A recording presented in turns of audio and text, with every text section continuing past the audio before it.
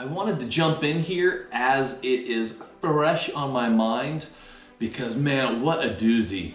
Some days, I'm telling you, I am all about this and on fire, and other days it's just like, oh. I think it's important to just get that out there. But what I wanted to talk about today is kind of been the theme of this week. It's very interesting. I call it the art of self-confrontation.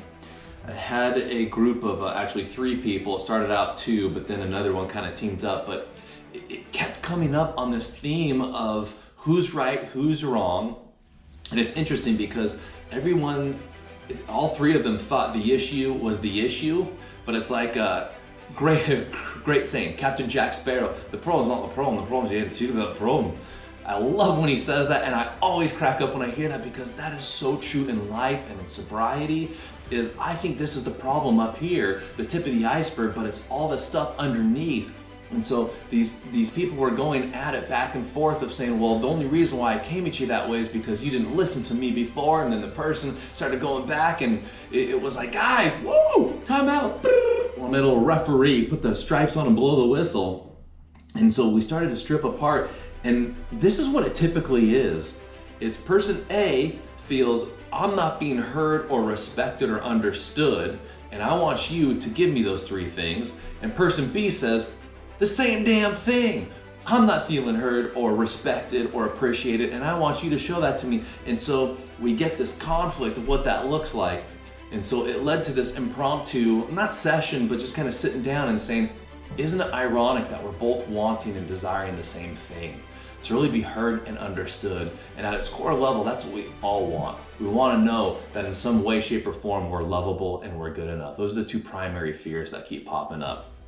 And so I call this the art of self-confrontation because on the outside, it feels like we need to fight to win our way, but when it's the exact opposite. And what I mean by that is the goal becomes, as I get healthier, the goal becomes self-confrontation. So the goal is I want to fight with myself and how to process this so I can learn to stay in these primary emotions, the vulnerability aspect of the hurt or the pain or whatever's going on, and fighting that feeling to get to the reactionary state of the attack, the fight, the flight. And so the first way we do that, so we broke it down, we said first we got to be aware that we're doing it. And actually all 3 said, yeah, I'm aware. I kind of don't like the way I feel when I do this. So I said, good, that's a huge step. First is being aware, because you gotta know what you don't know in order to change it. And so we go from, the technical term is unconscious incompetence. We take what we don't know and then we move it to what we do know, but we're not yet good at. And so we started getting into that owning it. And it was incredible because we started looking at it and we're always running stories in our head. And this is the part, and it was really neat seeing each person own it.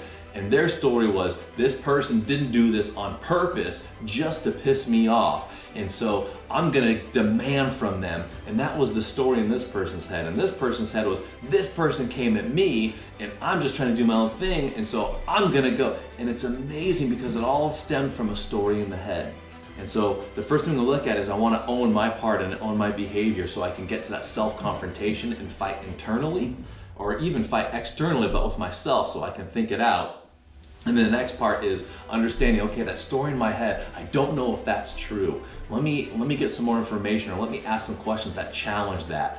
What if this person really cares about me and wants to understand what's going on? Am I putting it in a way that actually contaminates this or makes it a struggle for us to actually connect? And so when I go back to that primary emotional state of, you know what, I felt discounted. That's why I'm so frustrated, because it's bringing back all these memories I wasn't even aware of from childhood or early adolescence and all the way to wherever I am now, and thinking, oh man, I don't feel adequate, I feel inadequate, or I didn't feel heard or understood. Once I'm aware of that, now I know it's actually not your problem at all. It's me and my stories and my crap from before. That's why the self-confrontation part, or the art of self-confrontation, is so stinking important. And that's what leads to growth.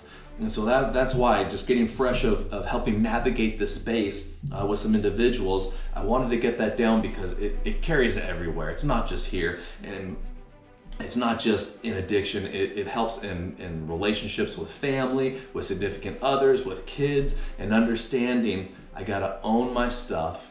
I need to have that internal self-confrontation first, fight with myself, because nothing good ever comes from fighting with another individual. If I can fight internally, then I'm able to, externally, as I sit with that individual, understand and process my feelings, those primary emotions, so I stay away from the blame, the fight, the triggers, the anger, resentments, all the stuff that resides over here, and it gets me back in my space of owning that primary.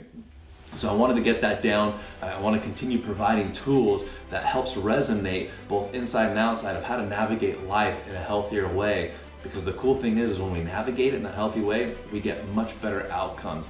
As our standards continue to rise, we get better and better rewards. It's awesome. And so I wanted to get that down, of really work on self-confrontation. If you give yourself that permission, anytime you find yourself triggered or angry, to go back and to look at the primary emotion and stay in that vulnerable space. As weird as it sounds, especially being a guy, we're supposed to be all macho.